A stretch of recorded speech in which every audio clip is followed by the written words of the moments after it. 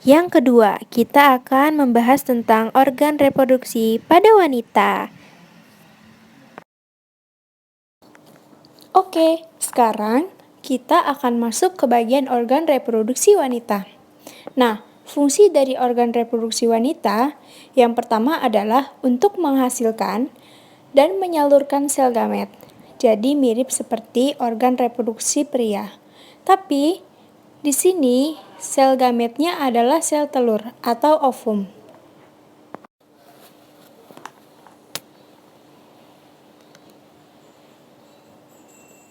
Kemudian, tidak hanya ini, organ reproduksi wanita bisa juga untuk proses fertilisasi atau pembuahan. Jadi, ini merupakan pertemuan sperma dengan sel telur.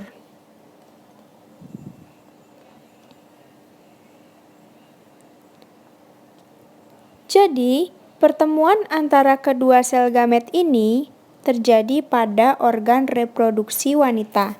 Nah, kemudian setelah fertilisasi, setelah kedua sel gamet ini bertemu, akan terjadi implantasi dari zigot.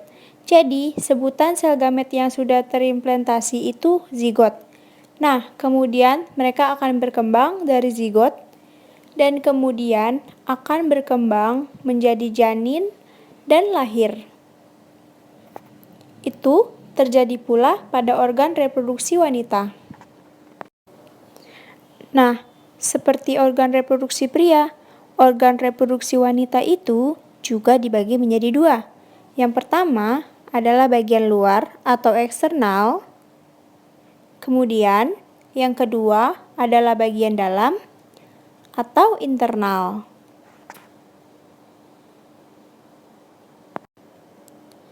Jadi, yang pertama itu ada yang disebut sebagai klitoris.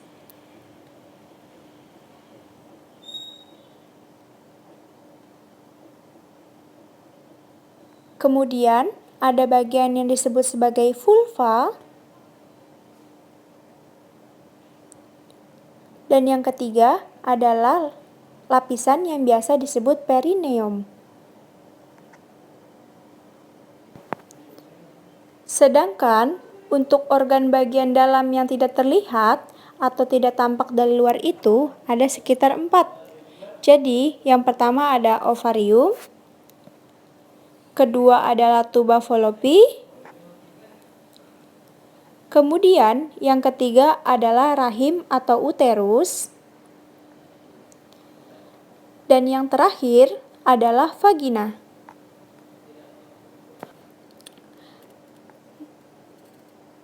Nah, sekarang kita lihat masing-masing. Jadi, yang pertama, untuk organ bagian luar adalah vulva. Nah, vulva ini terdiri dari bagian yang disebut sebagai labrium mayor atau mayora dan labrium minora. Nah, sesuai namanya, labrium mayora itu berada pada bagian luar yang terletak pada sebelah kiri dan sebelah kanan.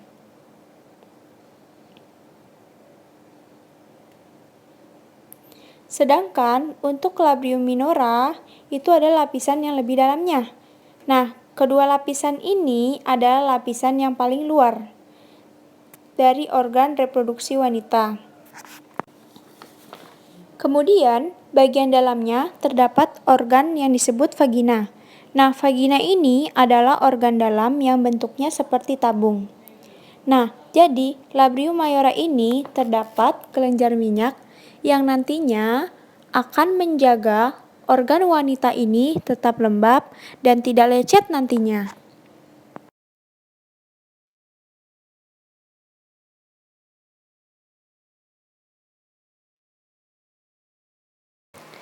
Nah, kemudian yang kedua adalah klitoris.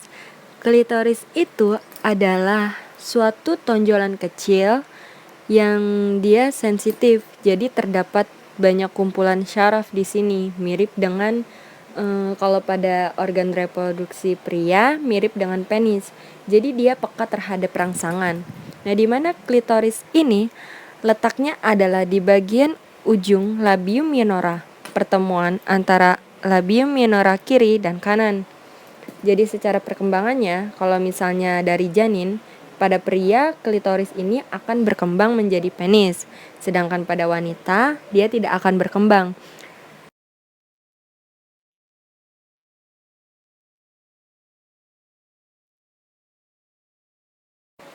Nah, tadi aku juga lupa ya. Jadi labium mayora di sini itu pada pria sama dengan atau analog dengan bagian skortum. Jadi dia bentuknya kulit ya.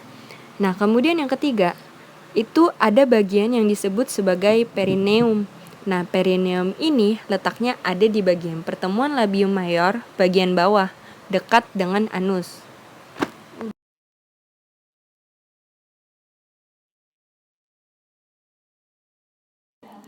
Nah, perineum ini adalah suatu jaringan fibromuskular.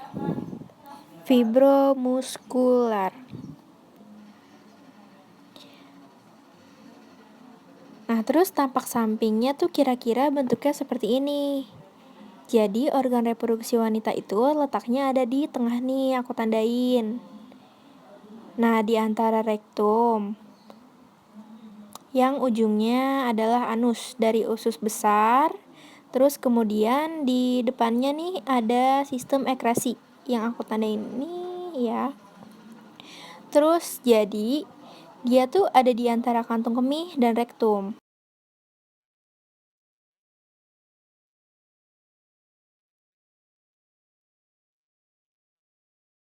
Terus selanjutnya ada tempat untuk mengeluarkan urin yang letaknya tuh ada di atas vagina nih, di atas vagina atau yang biasa disebut dengan lubang untuk reproduksi gitu. Nah, kemudian kita masuk ke bagian dalam. Yang pertama itu adalah ovarium atau sebutannya indung telur dalam bahasa Indonesia.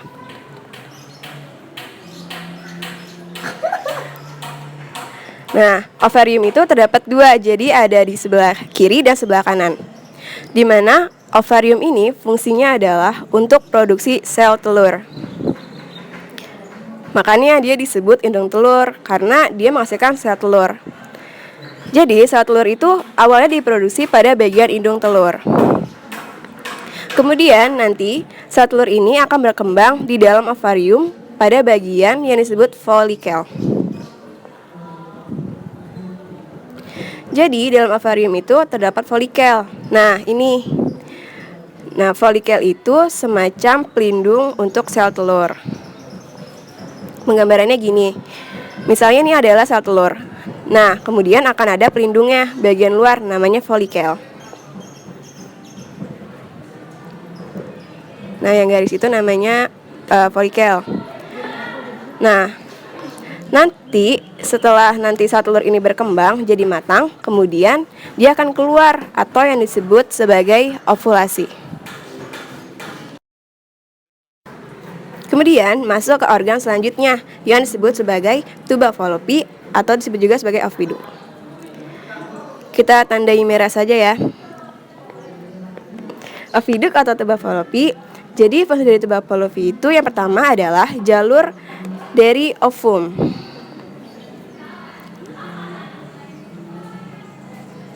Setelah keluar dari ovarium,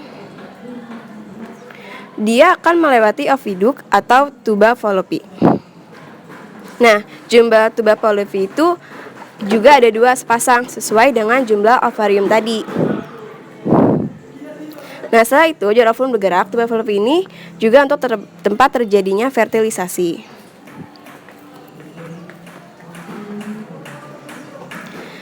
Tadi kan fungsi dari organ reproduksi wanita itu kan salah satunya untuk fertilisasi. Nah, itu pada bagian tuba Fallopi.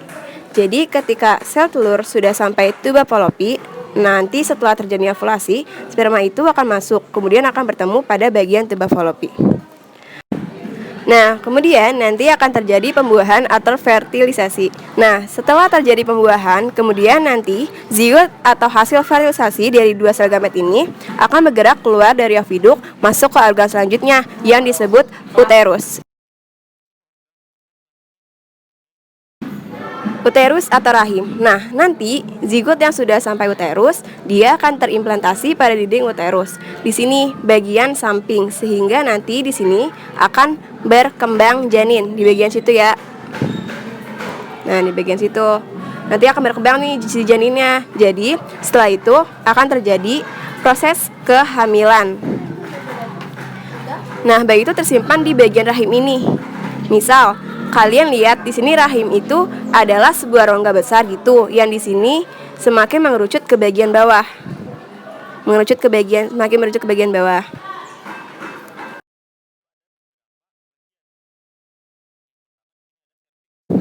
Nah, pada bagian rahim itu terdapat beberapa bagian. Pertama ada serviks. Di sini udah ada definisinya. Jadi serviks itu adalah leher rahim atau leher uterus.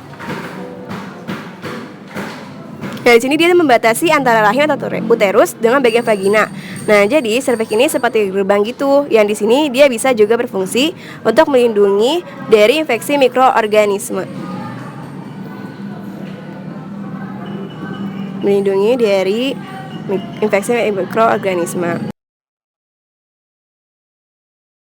Jadi dia sangat rapat di sini ya, tapi dia bisa meloloskan sel sperma.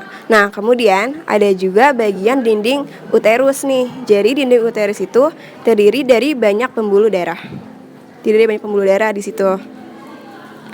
Ketika menstruasi, bagian dari endometrium di sini, ujung dari dinding bagian paling luar nanti akan menyeluruh, sehingga nanti akan terjadi pendarahan pada saat menstruasi.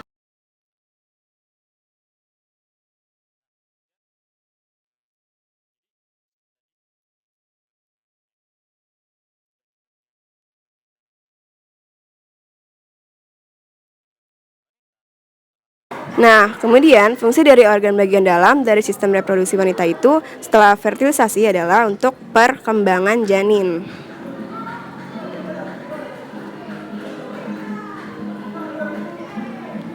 Nah, kalau misalnya tadi tidak terjadi fertilisasi di sini, maka ovum itu akan terus lewat ke sini, tapi tidak akan terjadi implementasi. Di sini aku bikin pakai warna hijau ya.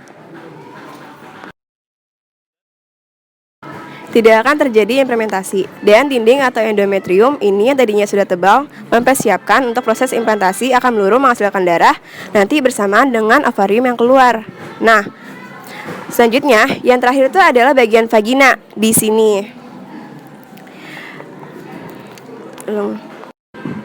Nah, bagian vagina itu adalah bagian yang bentuknya itu rongga. Jadi rongga yang bentuknya seperti tabung.